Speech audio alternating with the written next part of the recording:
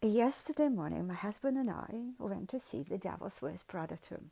And of course, I cut the huge popcorn. Because without popcorn, cinema is not cinema. It becomes some kind of moral exercise.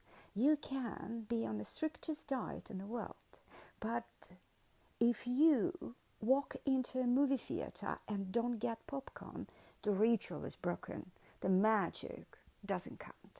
So there I am, sitting with a massive bucket of popcorn, happy for about 3 minutes. And then the film starts. About 10 minutes in, and I can already feel something is off. By 20, I know it's boring. By 40, I'm half asleep thinking what I'm actually doing in this cinema. That became my real question, not whether it was good or bad, not whether it worked as a sequel, just why is this on a big screen? Because if this had dropped straight onto Netflix, most people would have turned it off by minute 20, 25, if they were feeling generous. At home you're free. You can say no, sorry, not today, and go and make tea. But here, you're already committed. You bought the ticket, you bought the popcorn, the morning is gone, you are in the seat, and once you are in a cinema, leaving starts to feel dramatic. So you stay, you chew, you wait, you suffer with dignity. That was the first 40 minutes. Not really a film, more like a luxury-sponsored boredom retreat. Yeah, you sit there chewing popcorn and reflecting on your own life because the film itself is not giving you much. Everything looks expensive. The fabrics are gorgeous. The grey tailoring is perfect. The lighting is right.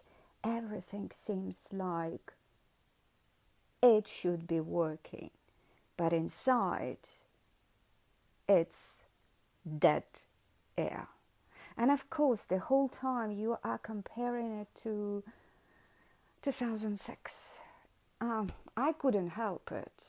The original is running in the back of my mind, whether I want it or not. And the first one had bite. It had poison. It had pleasure. Miranda walked into the room, and the room reorganized itself around her. Here I was looking at Meryl Streep thinking, God, she looks irritated. Not terrifying, not icy, not brilliant, just irritated. Like she herself is bored. Like she's not enjoying this at all. And when the person at the center of things isn't enjoying it, why should it be doing unpaid emotional labor for both of us? That's when the thought started, because suddenly I stopped being about Prada or fashion or beautiful coats. It started looking like something else, a person trying to edit herself to fit a new social script. Don't say this. Don't call that what it is. Don't be too sharp. Don't be too direct. Don't be too cold. Don't be too honest.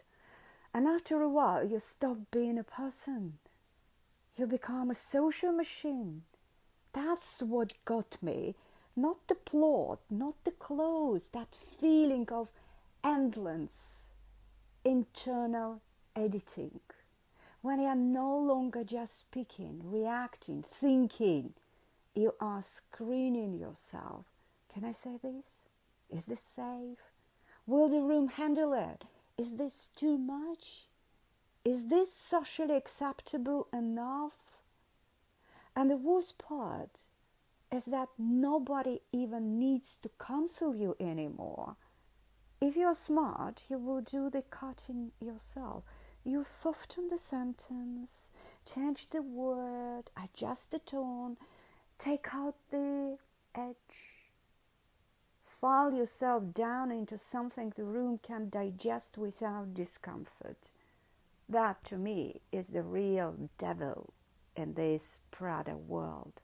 Not the clothes, not the magazine, not the heels, the edit. that tiny internal Miranda living in your head whispering, take that out, make this softer, not now, too much, the room won't like it. And that's why those first 40 minutes irritated me so much. I wasn't just watching a dull film. I was watching a very expensive, very well dressed emptiness, form without nerve, a beautiful shell surviving on brand recognition, luxury fabric, and the authority of a big screen. And if I'm honest, we tolerate far too much when it's well packaged.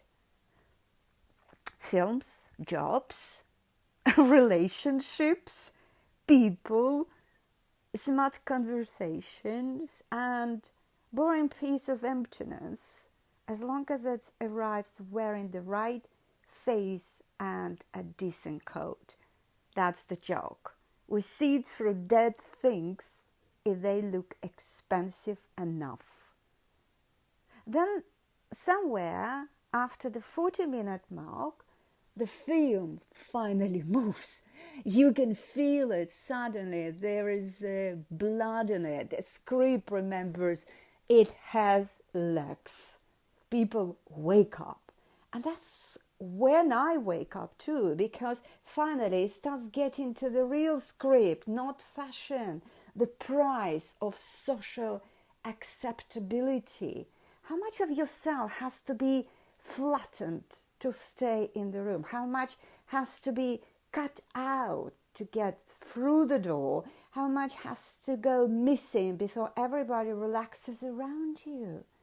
And those last couple of minutes, the part that probably makes the whole thing worth watching. Miranda finally does the only truly alive thing in the entire film. She more or less says, keep your new moral bookkeeping. I try to pass through your updated filter. I try to be acceptable. I try to adjust you to your constantly moving rules. And what did I become? Some careful, manageable version of a person. So what exactly was the point?